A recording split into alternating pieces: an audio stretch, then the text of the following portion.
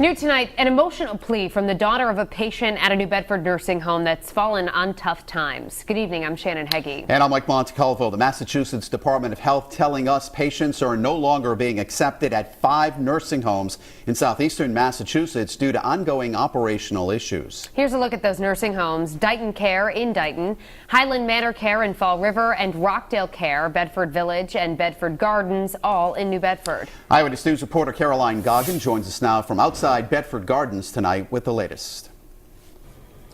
We spoke with several families tonight who have relatives staying here at Bedford Gardens. They tell me they're extremely concerned about their safety and well-being. They say there's a crisis going on the other side of those doors and that it needs to be addressed immediately. Hi, Stephanie. This is Betsy Batello calling from Bedford Gardens. It was an upsetting voicemail on Easter Sunday. We have a serious staffing crisis that we are requiring to move our third floor residents to the first and second floors. One of those residents, Stephanie Carvalho's 62-year-old mother, Mary. Staff at Bedford Gardens nursing home say she was moved from room 305 to 105 due to a staffing issue. Her family left frustrated. I wouldn't send my worst enemy here.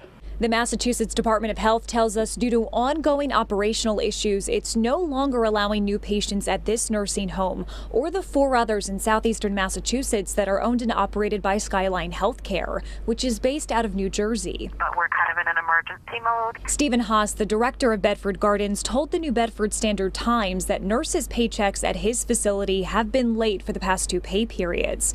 He says when they arrived on Monday, many of the checks bounced. Carvalho says much of the staff here at Bedford Gardens hasn't returned to work. If I was working 60, 80, 70 hours a week and not getting paid, I wouldn't go in either.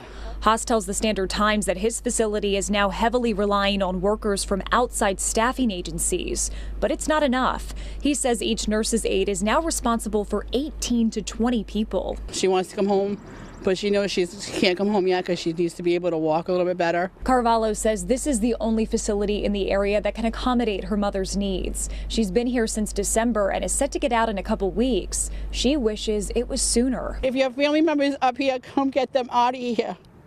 They need to go somewhere where they will take care of them. I did try calling Skyline Healthcare tonight several times, but the number that was listed for them wasn't working.